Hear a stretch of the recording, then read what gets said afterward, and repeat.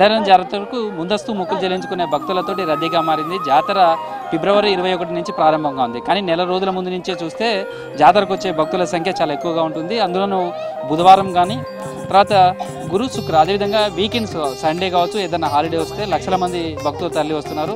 గత జాతరలకంతా కూడా భిన్నంగా ఈసారి ముందస్తు మొక్కులకు లక్షలాది మంది తరలి వస్తున్నారు. అమ్మవార్ల గద్దెల దగ్గర తాము అనుకున్నటువంటి మొక్కులు ఏవైతుంటాయో ప్రధానంగా బెల్లంగా పిలుస్తాం, అదే బంగారంగా వస్తారు. అమ్మవారికి ప్రీతికరమైనటువంటిదిగా బంగారాన్ని చూస్తారు కాబట్టి ఖచ్చితంగా ఇక్కడికి వచ్చిన వాళ్ళు బెల్లాన్ని అమ్మవారికి ఇటు సమ్మక్క కావచ్చు అటు సార్లమ్మ దగ్గర గద్దెల దగ్గర పెట్టి అదే మళ్ళీ తిరిగి కొంత ప్రసాదంగా ఇంటికి తీసుకెళ్తారు. ఇంట్లో సంబంధించినటువంటి పూజలు అవన్నీ కూడా చేసుకుంటారు. అందుకనే సమ్మక్క సార్లమ్మ గద్దెల దగ్గర ఎటు చూసినా బంగారంగా పెంచుకునే బెల్లం పెద్ద ఎత్తున కనిపిస్తుంటుంది. అయితే గతంలో కంటే భిన్నంగా ఈసారి ముందస్తు మొక్కులైతే చాలా ఎక్కువ మంది కనిపిస్తున్నారు. కొంతమంది భక్తులతో కూడా మాట్లాడదాం. మాది ములుగు లోకలు. మేము అంటే ఇక్కడికి వచ్చే భక్తులు మాకు అతిథులు. ఆ టైంలో చాలా క్రౌడ్ ఉంటుంది, వాళ్ళకి మేము సర్వీస్ చేయడానికి ఉపయోగపడతాము. ఇప్పుడు ముందస్తుగా మేము ముందే వచ్చేసి మా మొక్కులు చెల్లించుకుంటున్నాం. ఒక పండుగ వాతావరణం ఉంటుంది. వాస్తవంగా ములుగు ఒక అంతర్జాతీయ స్థాయిలో కూడా గుర్తింపు పొందిన మేడారం సమ్మక్క సారలమ్మ దగ్గరికి మొక్కులు చెల్లించుకోవడానికి ఒక మన తెలుగు రాష్ట్రాలే కాకుండా పక్కనున్న ఛత్తీస్గఢ్, మహారాష్ట్ర ఈ రాష్ట్రాల నుంచి వస్తూ ఉంటారు. భక్తులందరూ వస్తూ ఉంటారు.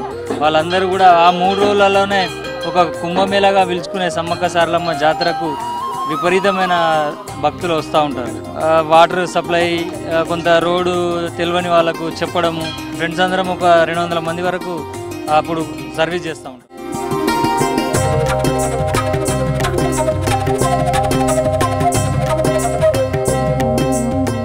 నాకు కొడుకు పుడితే ఎత్తు బంగారం ఇస్తాను మొక్కినా. కొడుకు పుట్టిండి ఎత్తు బంగారం ఇస్తున్నా తల్లికి. 2 ఎత్తిస్తాను. నా ఎత్తు నా కొడుకు ఎత్తు బంగారం, నా బిడ్డ ఎత్తిస్తాను. మాకు మంచిగా అనిపిస్తుంది, ఎప్పటికి పోతాం కాబట్టి ఇస్తాం. అమ్మవారు అంటే మాకు బాగా ఇష్టం. అందుకే నేను నా మనవరాళ్ళు ఎత్తు బిడ్డలు ఎత్తు ఎప్పటికీ నా ఎత్తు ఎప్పటికి ఇస్తా అంట. ప్రతి సంవత్సరం ఇస్తాం. ఇట్లనే పిల్లల్ని తీసుకొని ముందుగాల పోయి వస్తాం అన్నట్టు. అందుకే ఇలా చేసి రేపు తిప్పిపోతాం. బెల్లం రేటు 44, చక్కెర 40 రూపాయలు. అట్లా 3 క్వింటాలు దిగింది మొత్తం. అది తీసుకుపోయి అమ్మవారికి రేపు ఇవాళ చేస్తాం ఇంట్లో, రేపు తీసుకుపోతాం. నాకు కొడుకు పుడితే ఆ తల్లికి ఎత్తు బంగారాలున్ను ఈయనది వెంట్రుకలు ఇస్తా అని మొక్కుకున్నా. ఇప్పుడైతే నా కొడుకు పుట్టిండు. ఇక తల్లికి పోయి మొక్కులు అప్పచెప్పుకొని మంచిగా వస్తాం. ఇప్పుడు ఎత్తు బంగారం ఇస్తున్నా, వడి బియ్యం అప్పచెప్పుతాము తల్లికి అంతే. ప్రతి ఇయర్ వెంట్రుకలు తలనీలాలు వడి బియ్యం అప్పచెప్పే వస్తాం మేము. ఏ ఇయర్ అయినా అప్పచెప్పే వస్తాం.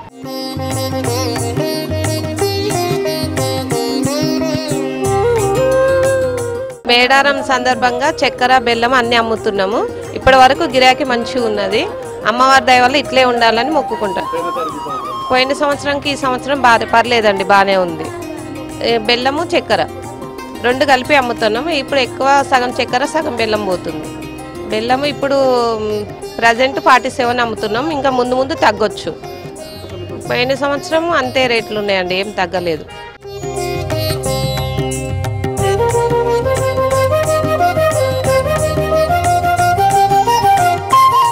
జాతర దగ్గరకు వచ్చిన వాళ్ళంతా కూడా మొక్కులు చెల్లించుకుంటున్నారు.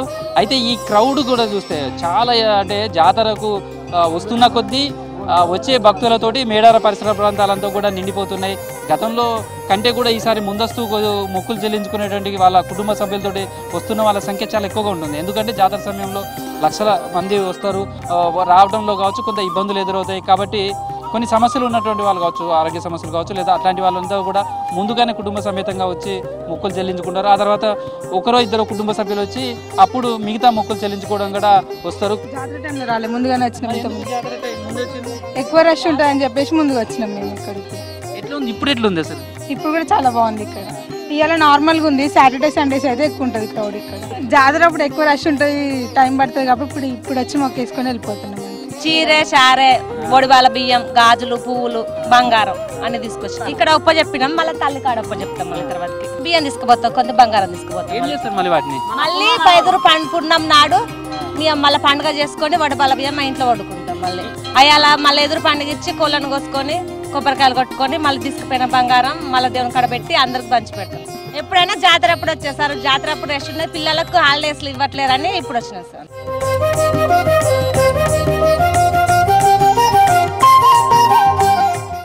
వచ్చినా ఇప్పటివరకు జాతర 6 సార్లు అయింది.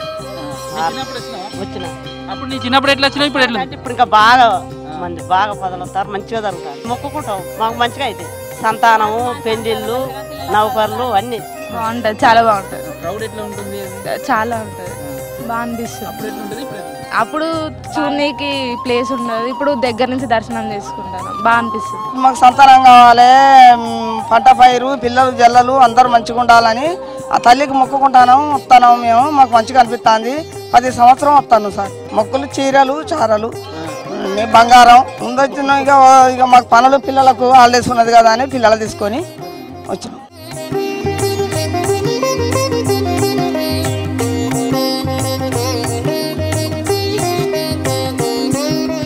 జాతర సమయంలో అమ్మవారి గద్దెల దాకా కాదు వెళ్ళటం చాలా కష్టంగా ఉంటుంది. ఇప్పుడైతే అమ్మవారి గద్దెల దాకా వెళ్ళి అమ్మవారిని దర్శించుకోవచ్చు. ఆ గద్దెల దగ్గర వెళ్తే అమ్మవారికి తమ ఓడు చెప్పుకోవచ్చు, తమ మనసులో మాట చెప్పుకోవచ్చు, మొక్కులు స్వయంగా చెల్లించుకోవడానికి అవకాశం ఉంటుందనే భావంతో చాలామంది ముందస్తు మొక్కులు చెల్లించుకోవడానికి వస్తున్న భక్తులతో అయితే మేడారం భక్తి పారవశ్యంగా మారిందని చెప్పుకోవచ్చు.